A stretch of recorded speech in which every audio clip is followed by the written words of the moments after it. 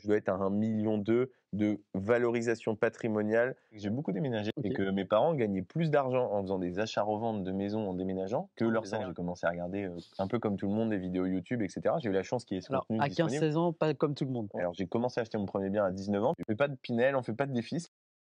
Alors moi, maintenant, j'ai une question sur vraiment l'état d'esprit, le mindset. Dans votre classe, vous êtes combien? On est une cinquantaine dans Moi, cette classe. ce que je veux savoir, ce que je veux comprendre, c'est comment un gamin de 23 ans, je peux dire ça? Ouais, tu peux, ouais. Comment un gamin de 23 ans qui est dans une classe de 50, voilà, il y en a un Ouais, qui fait ça. ouais. Qu'est-ce qui fait la différence entre toi et tous les autres qui avaient le même cursus, écoutaient les mêmes cours, potentiellement avaient le même potentiel, hein? Qu'est-ce qui change? C'est quoi la nuance et la différence? Ouais, l'éducation, je pense. Ok, C'est ce que j'essaie de transmettre comme info sur ce que je fais, etc. C'est moi, j'ai eu la chance d'avoir le savoir et l'info ok. plus tôt. Et du coup, aussi dans l'éducation, mon père, et je peux lui dire merci pour ça, il m'a toujours dit, même si voilà, on vient de la classe moyenne, mes parents sont salariés, etc.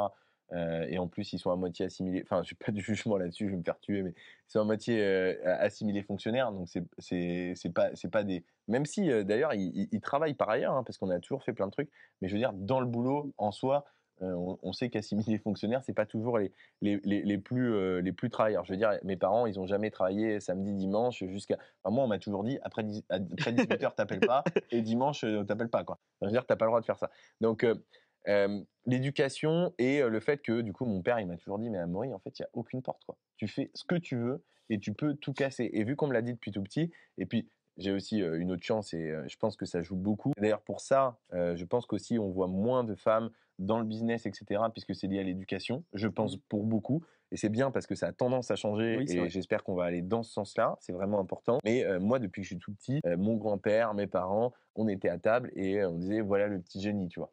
Parce que j'ai peut-être une maturité un petit peu plus importante que les personnes de mon âge.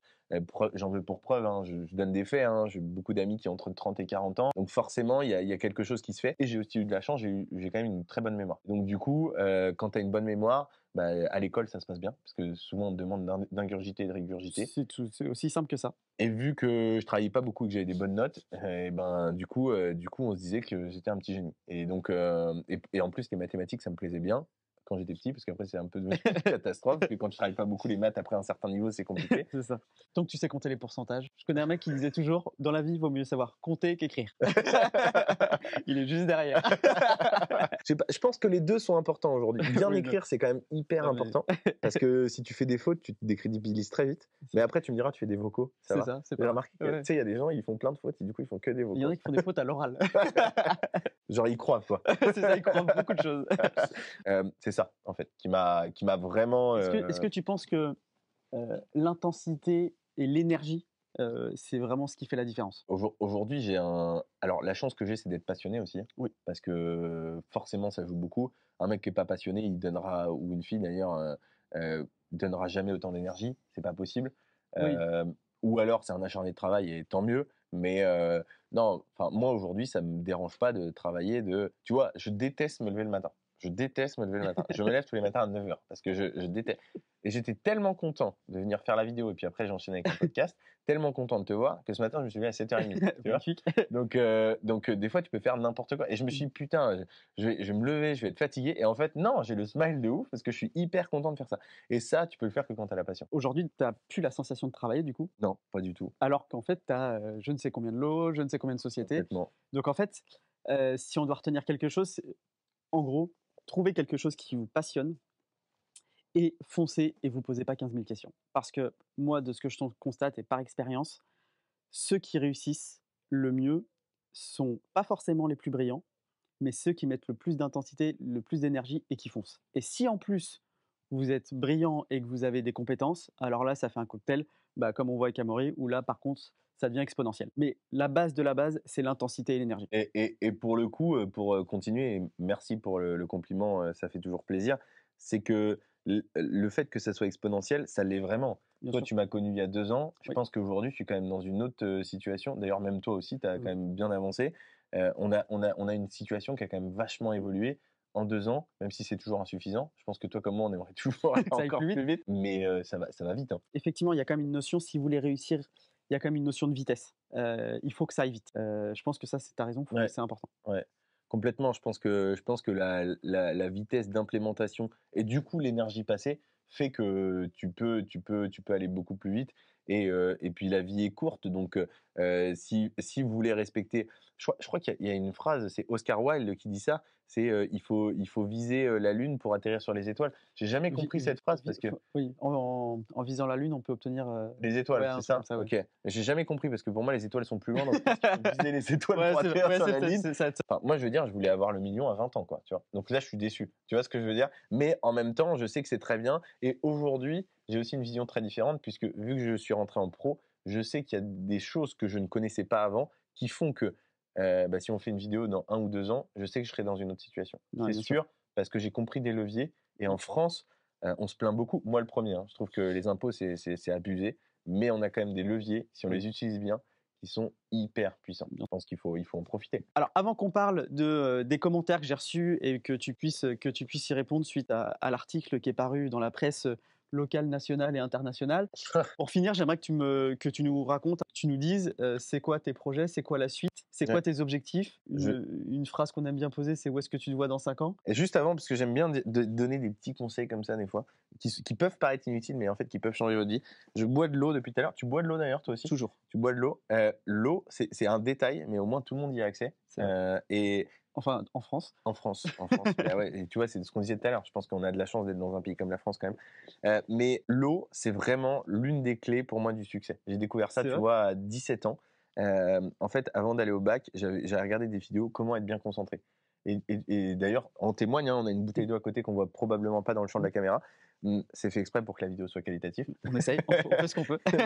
mais en tout cas, l'eau, moi, ça m'alimente toujours le Mmh. cerveau et ça me permet d'être hyper concentré. Donc, je pense que boire beaucoup d'eau, ça peut vous aider pour plein de choses. Et il y a aussi un autre petit tips, c'est les infrasons subliminaux sonores. C'est une prof de prépa qui m'avait enseigné ça. Il y a une petite vidéo, je te donnerai le lien si tu veux mettre dans la description. Bien sûr. Une vidéo à regarder. Moi, quand je la regarde et que je bois de l'eau, je suis hyper performant. Elle dure 3 heures, donc et vous en lassez pas, hein, de toute façon. Le truc, c'est des petites musiques, des sons un peu, tu Ah, vois. excellent. Et ça te concentre à mort et t'es hyper focus. D'abord, moi, j'aimerais bien gagner en notoriété. Ok, Ça, c'est l'objectif. C'est pour ça que je développe les réseaux sociaux parce d'accord. que je l'ai pas fait avant. Et moi, j'adorerais te dire dans 5 ans, une fois par semaine, je suis speaker à un événement. Ça serait vraiment mon rêve là-dessus. C'est qui ton orateur préféré? Ça m'embête de donner son nom. Je crois que c'est le même que toi parce qu'il s'est un peu fait tacler et il n'a pas été. Peu importe. Quand même, je préfère dire que je suis conscient de ça parce que, en fait, je le dis pour sa qualité d'orateur. Bah, c'est Oussama Hamar, on peut le dire. D'accord. Il a fait plein de mauvaises choses et d'ailleurs, du coup, on parlait de valeur et a priori de ce qui est dit sur les journaux, mais j'en sais rien parce Bah, qu'on ne c'est sait en pas fait, le vrai du faux. moi, je suis un peu dans cette position, c'est-à-dire, pour l'instant, on ne sait pas, donc on ne sait pas. Ouais. Voilà. Donc, moi, je me lis aujourd'hui sur son Ouais. cas précis, je me limite à ça. Et ça n'empêche que je trouve que c'est quelqu'un de notre génération qui s'exprime extrêmement bien et qui a une capacité à synthétiser les choses, condense, il est capable d'apporter la quintessence de ses propos quand il s'exprime, comme j'ai rarement vu. Franchement, je suis d'accord. Je dirais pas mieux parce qu'en plus, tu as utilisé du bon vocabulaire. Je suis d'accord. C'est bon. Il s'exprime divinement bien. C'est vrai que tu peux l'écouter pendant 2 heures. Ok. Oui, c'est vrai. Tu as passé 10 minutes. Et donc, dans 5 ans, ben, écoute, si je peux être à ce niveau-là, sans avoir fait ce qu'il a fait ou ce qu'il a a Peut-être. priori fait, ben, ça sera très bien. J'aimerais bien développer la société de formation. Je ne sais pas comment elle va évoluer. Est-ce que ça va se faire sous forme physique? Est-ce que ça va évoluer, Ouais. etc. Je ne sais pas. Dans la mesure où je peux accompagner le maximum de personnes, je le fais. C'est vraiment ça l'objectif. Développer aussi et surtout l'agence immobilière. J'en ai pas parlé, on a un projet de marketplace et donc faciliter l'accès à l'investissement pour les personnes. Essayer de proposer des investissements avec des tickets d'entrée très faibles. Tu vois, tu as pu acheter toi une maison autour des 50 000 euros. Bah, l'idée, c'est ça. Dans le neuf, plutôt partir sur des petits projets, plus petits que la maison, Ok. mais où on fait des projets clés en main avec des prix assez faibles pour que tout le monde puisse rentrer Ok. dans l'investissement, peu importe son niveau, et continuer aussi la promotion, les lotissements, etc. Je trouve ça très bien pour les premiers investissements immobiliers. Ça sera l'objet d'ailleurs d'une vidéo bientôt avec un témoignage, je pense, de faire des tout petits projets immobiliers pour le premier. Parce que le petit projet, il va vous obliger à vous former et à apprendre.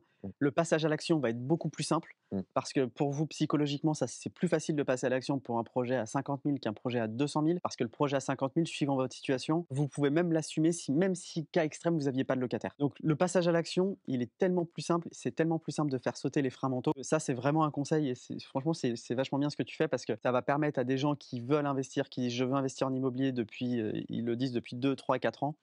c'est des projets comme ça qui vont leur faire passer le pas. Donc ça, franchement, c'est top. Je suis tout à fait d'accord. Et je rajouterais juste un petit truc aussi, c'est que la prise de risque, du coup, est plus relative. Bien sûr, Forcément, quand on commence avec un projet à 30, 40, 50 000, c'est une voiture allemande. exactement. Si on peut rassurer des personnes et les aider à mettre le pied à l'étrier. Achète pas ton Audi A3, garde ta Clio et achète une maison. Exactement. Bah, tu vois, moi, la voiture que j'ai, On est pareil. Hey, salut, désolé, je te coupe en plein milieu de la vidéo. Mais avec tous les messages qu'on a reçus avec Amaury, que ça soit sur Instagram, Facebook, YouTube, et suite aux différents commentaires qu'on a reçus, on a pris la décision de faire une vidéo tous les deux, tous les mois, plein de sujets différents. On va discuter d'argent, d'actualité, d'investissement, d'entrepreneuriat, et on fera ça une fois par mois. Donc surtout, reste connecté. Le premier épisode, ça sera début août. Et si tu veux ne rien rater, abonne-toi à la chaîne et active la cloche des notifications. Ça y est, donc là, c'est le moment, c'est la fin de la vidéo. Et comme vous le savez, Amaury a eu un article maintenant il y a 2 semaines dans la presse locale qui a été repris par la presse nationale et internationale où on parle de ton dernier projet de promotion et de lotisseur. Ouais. Donc ça a suscité énormément de réactions, toi sur ton post. Moi, quand j'ai aussi annoncé notre rencontre et qu'on allait faire une vidéo ensemble, ça a généré beaucoup de réactions. Alors des réactions extrêmement bienveillantes pour certaines, c'est-à-dire des gens qui sont très heureux de voir un gamin de 23 ans réussir, entreprendre, se donner à fond et vouloir se donner les moyens de réussir. Et des réactions un peu moins bienveillantes. Donc voilà, je lui ai demandé si on pouvait échanger et répondre à toutes ces questions. Donc je vais prendre mon téléphone et on va regarder ensemble toutes les questions qui ont été posées. Puis si je vais y répondre. Si t'es d'accord, si ça te fait pas peur. Non, t'inquiète. T'inquiète. Alors, j'ai mon ostéo qui me demande, c'est quoi ton signe astrologique ? Scorpion. Ok. On me demande comment est-ce que tu as fait pour avoir tous ces biens à ton âge ? J'ai travaillé, je me suis bien entouré. Ok. Et j'y ai passé beaucoup de temps et je me suis associé. J'ai Mika du Nord qui dit « Ma question serait sur la scalabilité. Je n'arrive pas à comprendre comment il a pu passer de 12 000 à plus. » 12 000 euros ? Ouais. Ouais. Bah écoute, je reviens sur la réponse d'avant. C'est-à-dire que je me suis bien entouré, je me suis associé, j'ai investi. Et puis après, d'investissement en investissement, on génère de l'argent, du patrimoine, on a des revenus qui tombent, on s'endette. Et j'ai utilisé évidemment le levier de l'endettement en France pour investir.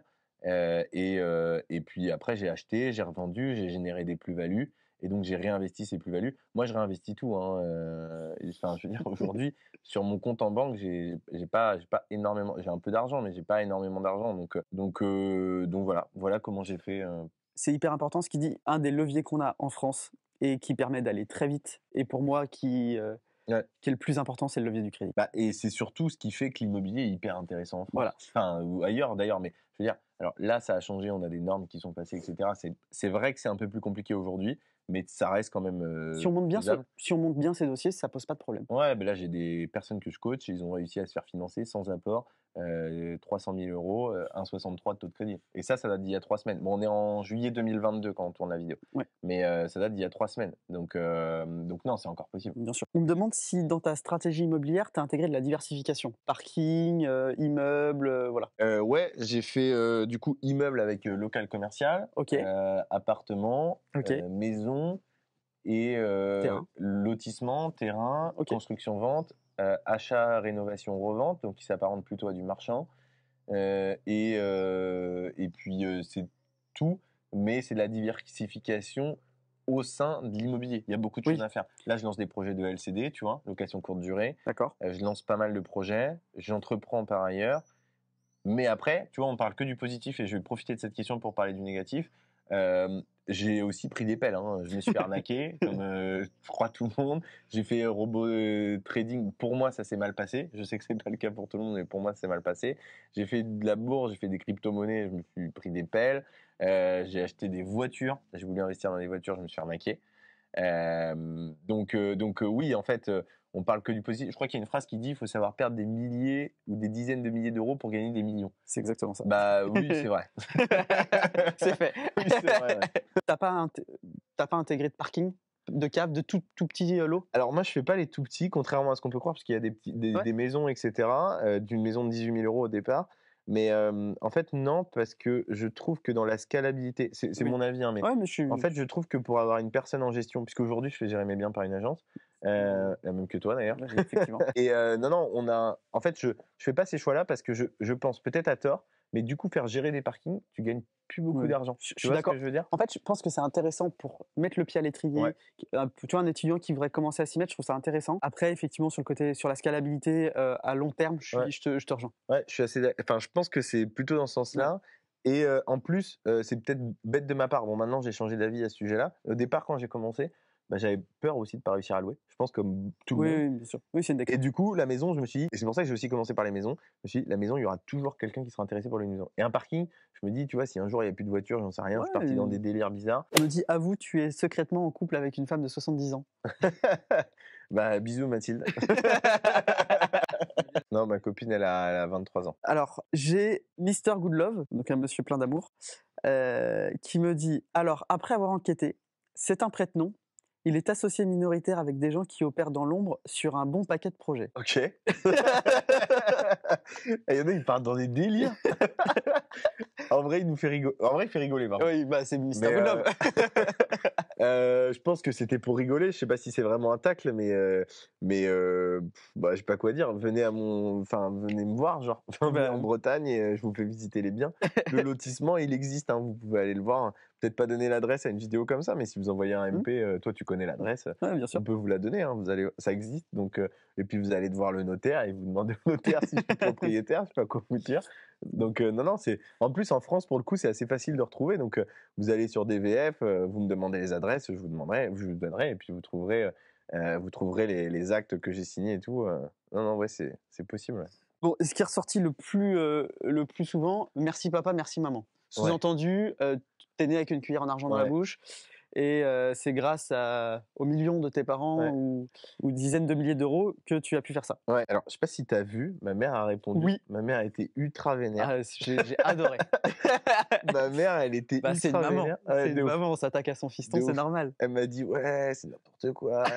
Les gens, ils ont aucune conscience de comment tu travailles. Parce que ma mère me voit, je suis assez souvent chez ma mère.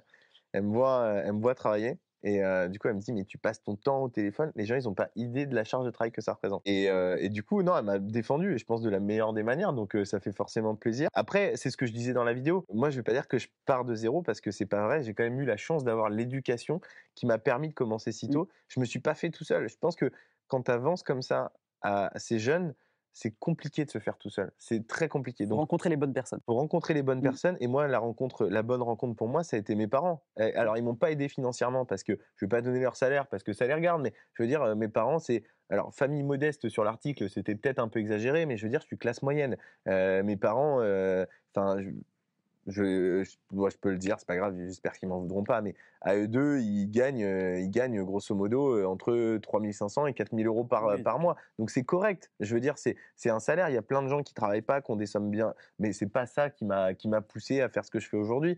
Et au niveau où je le fais, évidemment, j'ai plus de moyens financiers que mes parents aujourd'hui. Après, ils m'ont donné de l'argent au départ. Souvent, on me dit, ouais, 12 000 euros, c'est énorme pour commencer. Ouais, parce que c'est ça. En fait, t'es parti avec 12 000 euros. Alors, 12 000 euros, c'est une somme, mais entre les parents, les grands-parents, les Noëls, les anniversaires. Exactement. T'as lu le commentaire de ma mère, toi? Non, mais même pas.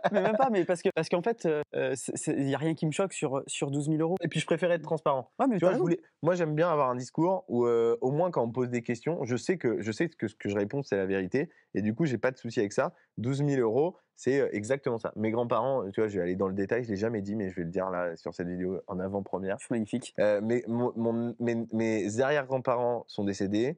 Mes grands-parents ont hérité d'une somme et ils nous ont donné à chaque petit-enfant 5 000 euros. Et mes parents ont mis 30 euros par mois de mes 0 à je sais plus quel âge sur un compte, donc plus ces 5 000 euros. Et à Noël, puisque j'ai dit j'ai été éduqué financièrement, moi je demandais de l'argent depuis que j'ai 8-10 ans et je mettais tous les ans Noël et anniversaire sur un compte. Ce qui a fait que j'ai eu 12 000 euros quand j'ai commencé. Ok. Merci de ta transparence sur les 12 000 euros et sur le fait que les gens sous-entendaient que tu étais né avec une cuillère en argent dans la bouche. En fait, j'ai envie de vous dire, et quand bien même, je pars du principe que dans la vie, on part tous avec un jeu de cartes. Et il faut arrêter de jalouser le jeu de cartes de l'autre. Et je pense qu'en tant que personne, on doit juste jouer la meilleure partie qu'on puisse avec notre jeu de cartes. Et arrêter de regarder le jeu de cartes des autres. Donc en fait, ce qui compte, c'est toi vis-à-vis de toi-même. Et surtout, vous aussi, arrêtez de regarder. Parce que peut-être qu'il a eu ça, mais il a eu aussi dans son jeu de cartes d'autres problématiques que vous n'avez peut-être pas. Donc arrêtez de vous poser 15 000 questions, arrêtez de regarder les jeux de cartes des autres et surtout jouez votre meilleure partie avec votre jeu de cartes. C'est bien résumé, merci. Merci. Ce que je voulais ajouter, c'est que parce que du coup, ça fait partie des questions sur les réactions etc. Souvent, on dit aussi, ouais, mais il a fait Audencia, c'est une bonne école, ça coûte cher, etc. Donc, il vient pas de classe moyenne. Alors, oui, c'est vrai qu'Audencia, ça coûte cher. J'ai 15 000 € l'année, c'est même très cher. Mais je l'ai fait parce que simplement, j'ai fait un crédit, comme j'ai fait pour l'immobilier. Alors, aujourd'hui, j'ai pu payer ce crédit avec le cash que j'ai fait sur les opérations immobilières. Mais je l'ai fait avec un crédit. Et ça, aujourd'hui. C'est très drôle. Parce qu'il y en a qui voient McDo pour payer Audencia. Ouais. Toi, tu achètes des maisons. Exactement, exactement. Je m'associe pour le faire. Mais non, il faut relativiser ça. Oui, je viens pas d'un milieu extrêmement défavorisé. Mon père, on a vécu pendant des années dans des lieux-dits, genre. Donc, c'est pas défavorisé ou quoi que ce soit, mais souvent, on a tendance à dire la banlieue en France, etc. C'est pas le tiers-monde, mais c'est les endroits où les gens sont défavorisés.